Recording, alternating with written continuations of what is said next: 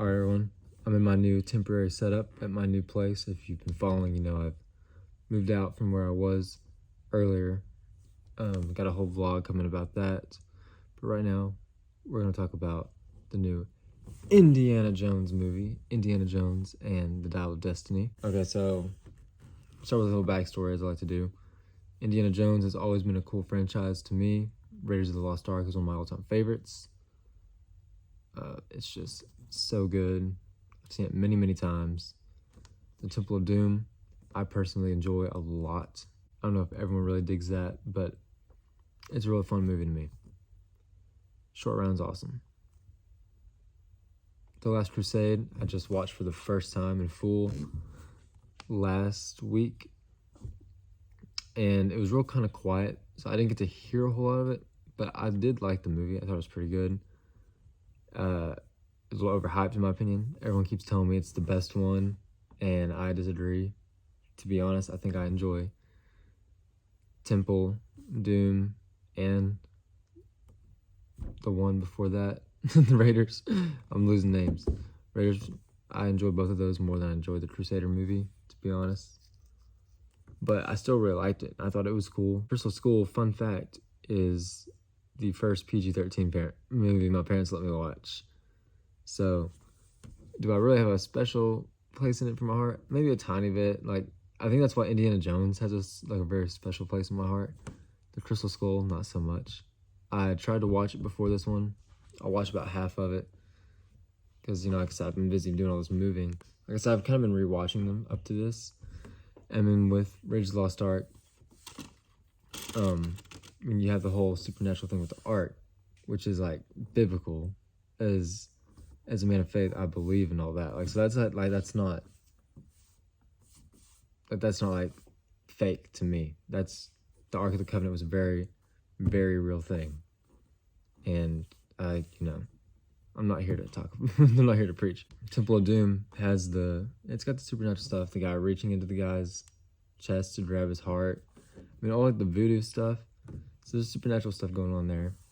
And the third one, you straight up have this like eternal life through the cup of Christ, which is, well, like I said, I'm not here to talk about that. But then the fourth one, aliens. Like, it's weird. But like when you're watching them back to back to back to back, it's not that weird.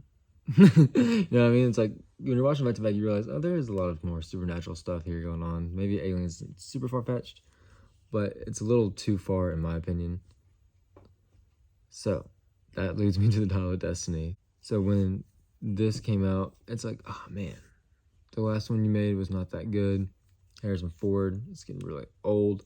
Even the trailers never really sold me. Like, it looks fun. Like, this looks like a good Indiana Jones movie, but nothing in this trailer has really like sold me on this movie. The Rotten Tomato score came out, not good. So then it's just like, discouraging. It's like, dang, I really lost it because Crystal Skull's not great, and now the reviews for this are like not good. So, like I said, I was busy moving, so I didn't get to go opening night. But me and my former roommates, we went and saw it last night. And we saw it in IMAX. And I would not take the IMAX choice back. I had a great time watching this movie. Like I said about the aliens, like, was it a little too far? Maybe. Does what this movie does it go a little too far? Yeah, kind of. But like, I don't know. I feel like I don't know why. I think it's because the alien thing's already happened. It's like, okay, yeah, why not? What they do in this movie, why not? So it's more passable this time. But like, I don't know what movie the critics saw. I have not read the reviews. I don't know why critics did not like it. This movie is better than the Crystal Skull. And I do think my experience has something to do with what I said about The Last Crusade. I'm sure if I would watch it and I could actually hear everything everyone was talking about, I'd be able to be more immersed into the movie. But from right now, like, I've slept on it. I've had like over over 24 hours since I've seen it. And like, I would put this more in a tie for third place. Like, I really love Raiders. I like the Temple of Doom. And it would be between this and The Last Crusade for me. And then Crystal Skull's obviously in last place. But like, I really enjoyed it. Like, I had a great time. The flashback stuff you've seen the trailers with young Indiana Jones, it's not perfect. I really enjoy it. Being the young Indiana Jones, it's really cool. It's just the CGI. Like, in times, it looks really good. Other times, like, oof.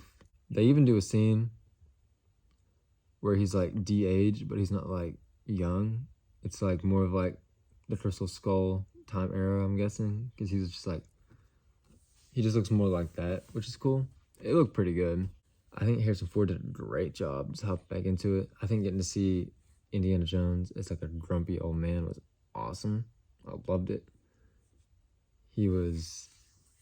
There's a scene where he's living in his little apartment or whatever, and he has like young adults beside him like partying, and he's want to go down there and bang on their door, tell them to shut up and stuff. Gonna bring a little bit of Harrison Ford to the Indiana Jones role. Yeah, he gets sucked in by his goddaughter to go on this adventure, and she's fine. I know Fleabag is a very popular TV show. I personally haven't seen it, so that's the only thing I've known her from. I think she did fine as a supporting person. Like, some people I heard are spectating that they're going to keep making these movies with her. I don't really see them doing that. And, like, I don't want them to.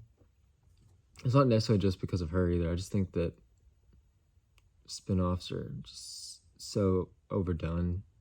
It's like, just let Indiana Jones be Indiana Jones. Like, just let Harrison Ford take it out with him. Like, if he's done, he's done, Let's not set up spinoffs, Like, even some people want short round spinoffs. Like, as much as I love short round, let's not do that. Let's just leave Indiana Jones as Indiana Jones. Antonio Banderas is really good when he's there. He doesn't have, like, a super, a super main role. He's kind of just a supporting character that comes in for a little bit. But I really like him. Mads Mikkelsen is obviously a good villain, isn't he always? A con I have is, like, not really a spoiler. And it's, like, a minor just detail. So, like, it's not going to spoil the movie for you at all.